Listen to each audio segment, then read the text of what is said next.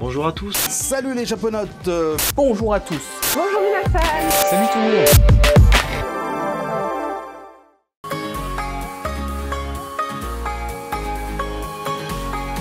Hidari.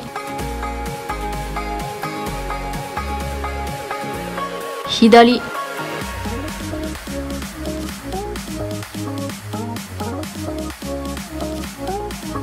Ushiro. Ushiro.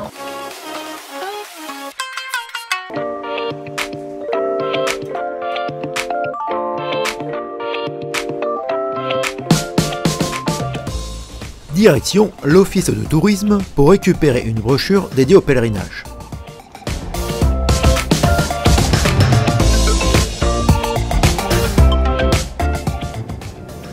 D'un pont à un parc pour enfants, le pèlerinage peut commencer et on s'amuse à trouver le bon cadrage par rapport à l'image de l'animé.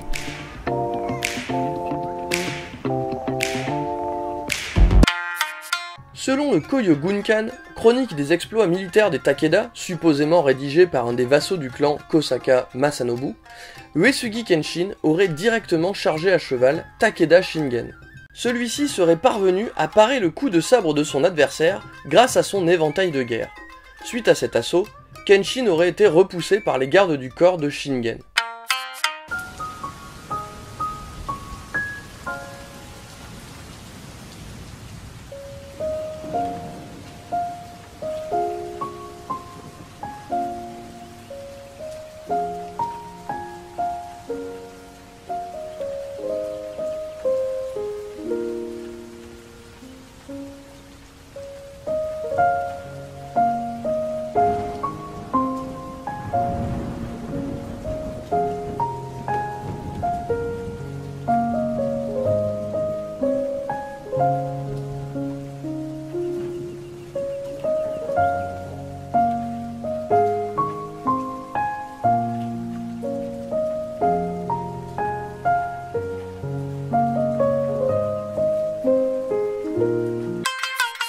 Suite à mon jeu désastreux au château de Versailles, où j'ai eu 0 personne, il faut bien l'avouer. Je vais essayer de me rattraper parce qu'on a un invité exceptionnel.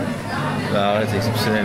Guillaume, Jiban Japan est avec nous. On va faire le jeu avec lui. On a demandé à Guigui où se trouvent les châteaux, c'est le quiz des châteaux japonais. Alors si je me ridiculise, ce sera coupé à la caméra, j'espère, ce sera pas diffusé. Je suis passé pour un gland, tu vois, je fais le mec, oh, on fait... Alors le Japon, machin, et le mec il connaît pas les châteaux. Allez, on va commencer par le premier. Bon, celui-là je l'ai visité, c'est château de Matsumoto. Bravo. J'ai pris exactement la même photo quasiment. La même qualité que moi ou pas? Non, en moins joli.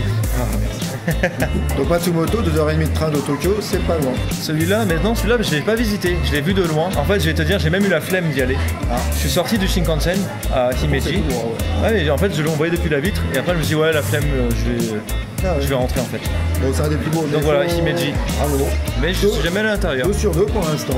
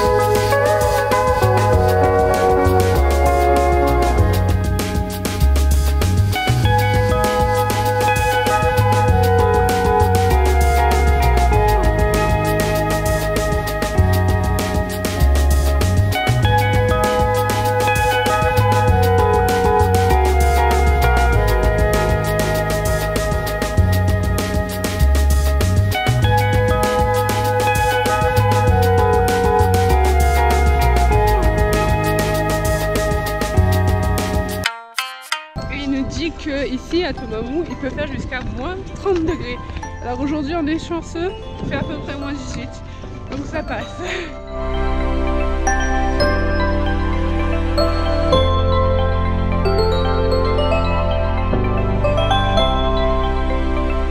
Un animal est passé par là. Alors ceci est un champignon en forme de cloche qui pousse beaucoup à Hokkaido, notamment sur ce type d'arbre là. juste ici, et ben c'est une rivière en dessous. De ce côté-là, vous avez des vieilles jarres à shochu. Et ici, vous avez les fameux tuyaux en céramique.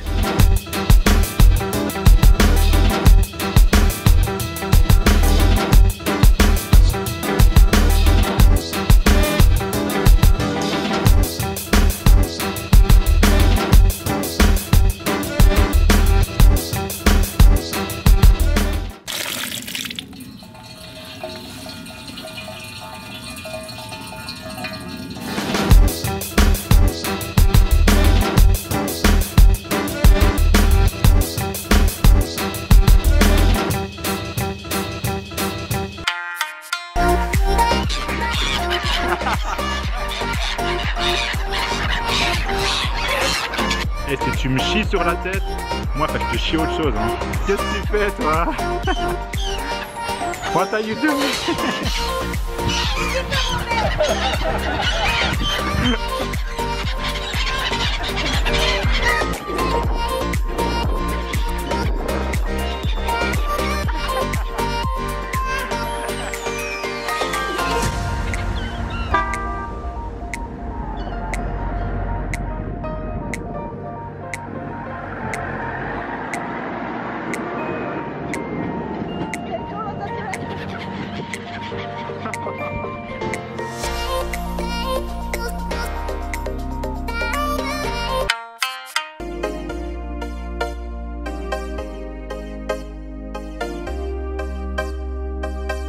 Bin. Bin.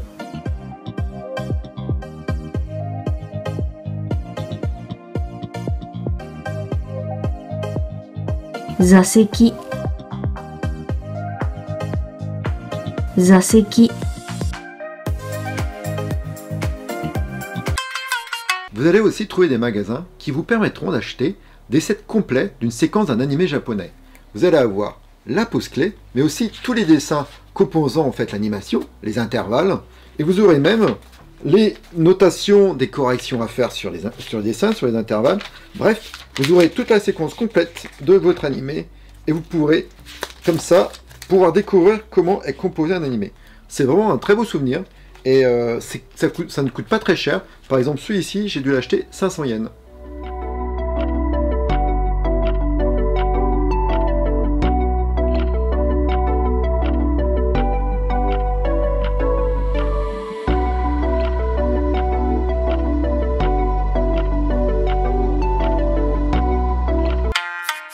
On le voit donc, en cas d'agression, c'est la province entière qui prend les armes et, sous les ordres de Jisamurai entraînés à l'art de la guérilla, repousse l'envahisseur. Voilà la nature des shinobi de Iga.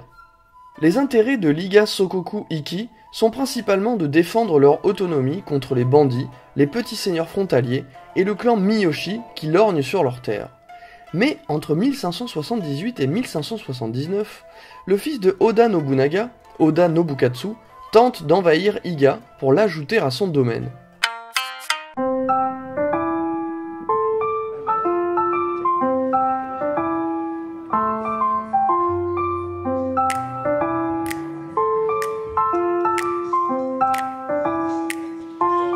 Jean-Philippe, bonjour. Salut, comment ça va? Alors, on se retrouve... ça va très bien, écoute. On se retrouve 6 mois après. On t'a lancé un petit défi au moment où tu inaugurais ton lieu, le Duke. Oui.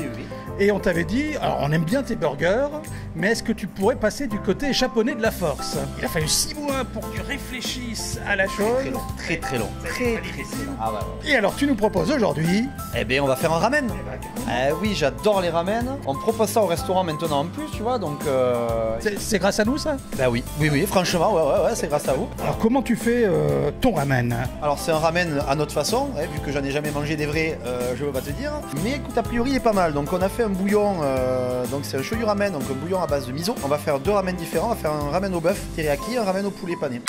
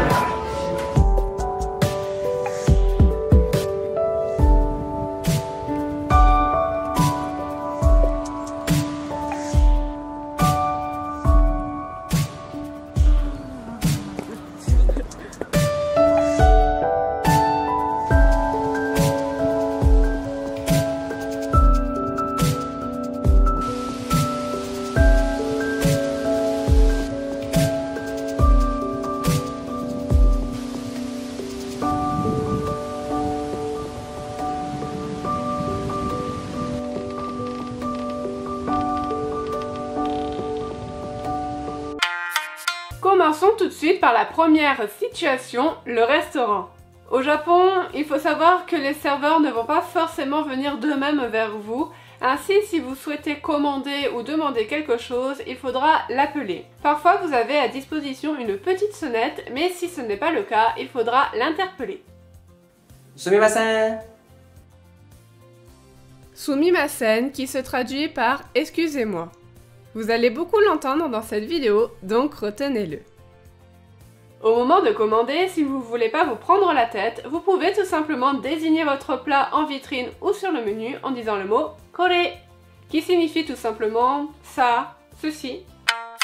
Le mimikaki, ce n'est rien de très fifou à la base, vu que cette technique de nettoyage d'oreilles s'est principalement développée au 19e siècle et restait une pratique principalement familiale. Ce sont tout bêtement les mères de famille qui nettoyaient les oreilles de leurs bambins afin qu'ils ne se blessent pas avec la tige. Mais voilà, se faire titiller l'oreille, la tête posée sur les genoux d'une jolie jeune fille en kimono, ça émoustille bien ces salaryman en manque de contact humain. Et rentre donc dans la belle famille de l'affection tarifée bien développée au Japon.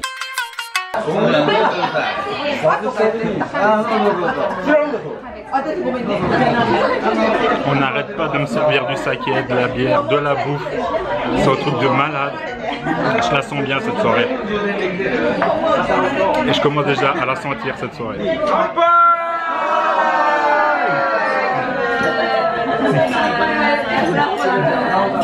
Kanpai. Kanpai. Santé. Santé. Santé.